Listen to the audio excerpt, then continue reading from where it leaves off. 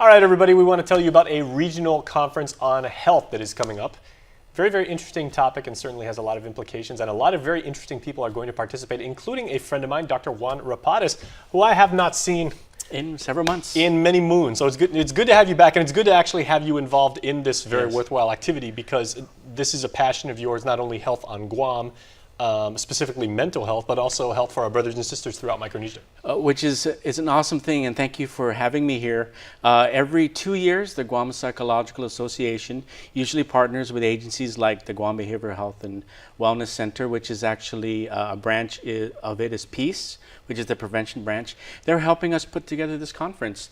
It's Healing Our Past, Present, and Future is the title of our conference, and we are bringing in an expert from New Zealand who is worked most of her life with adolescent suicide, teen suicide, and indigenous people's suicide and suffering in places in New Zealand where the indigenous people have been suffering in terms of economically, drugs and alcohol, and suicide. And we thought that she'd be a perfect speaker for us, because indigenous peoples who live on Guam.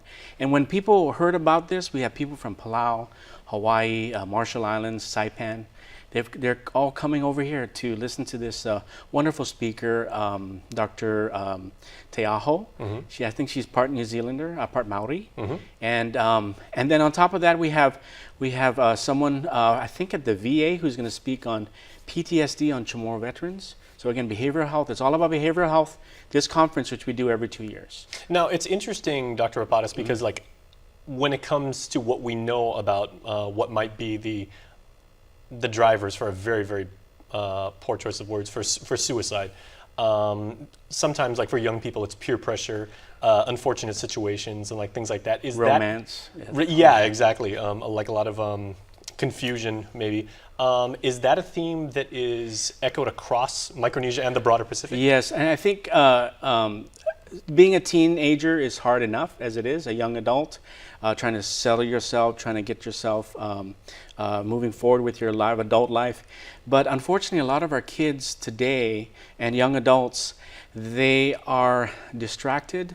They come from families that are just not as broken families, families that are kind of in need of repair. They're in a dysfunction, but the problem is if you don't ask for help, you don't get the help, so time goes on, and a lot of these kids are lost. They're literally lost. And then they hook on to something or someone that seems like the greatest thing ever since sliced bread, and then when that falls apart, breaks apart, then they break apart. And you've told us this in the past, that it usually stems with some sort of inability to cope with whatever situation they're going through. Right, it's usually, for the young people, it's relational. There's something relational involved. So it's either a broken up relationship or a rejection from family, mother, father, or a family that they think they've known or is close to.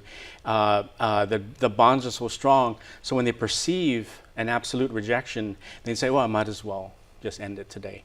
So this professor, Dr. Te Aho, is she's going to speak to what she's been working on for the last 40 years, indigenous people suicide. So what we're seeing is, so not only are people on Guam and other surrounding island nations, we are, all this talk about colonialization, right? This independence, this movement, this idea that Chamorros are also a conquered people, and people want independence. People are talking about this. People that are behind the eight ball politically, economically, socially. That's another negative for someone who doesn't have good coping skills. So you can imagine a people that have not ever adjusted well, right, with a society that values education, good jobs, and all these things. They're just not making it. So what do you turn to if you don't have an education and a good job? What's the easiest money? Drugs and alcohol. And then the other thing is, well, I'm so bad, I'm only making $4 an hour or whatever it is. I have to work 3 jobs. I can't provide for my family. That is the vicious cycle. You go from inability to cope to self-pity. And there's an idea called self-loathing, where this culture of just not valuing the indigenous peoples and valuing more like the Beverly Hills and the actresses and the actors and the cars that everyone wants. But honestly, who can really afford a Lamborghini or Rolls Royce or even a Mercedes when our people can't even get basics, and they have to be on welfare and food stamps. And there's so this idea that indigenous peoples, they're already one behind when they're trying to make it in this world. Okay, well, we have to go to commercial break, unfortunately. Yeah. But where is the conference, and what time should people show It's up? at Hyatt. It's on the 14th and 15th, so it's Wednesday and Thursday next week. We have a social hour on the 16th from 6 to 8 at the Laddie of Freedom, so people can come there to network. But our main conference is the 14th and 15th, 8 to 5 at the Hyatt. I have a website for you. It's micronesianhealth.org, micronesianhealth.org, or call me and we'll get you registered. It's filling up. We probably have only 10, 20 more spaces left comfortably. So act now. Act now. My number is 988-4274. Give me a call, or if you don't want to talk to me, micronesianhealth.org. All right, well, we do appreciate it. Thank you. Yeah. All right. Please stay tuned.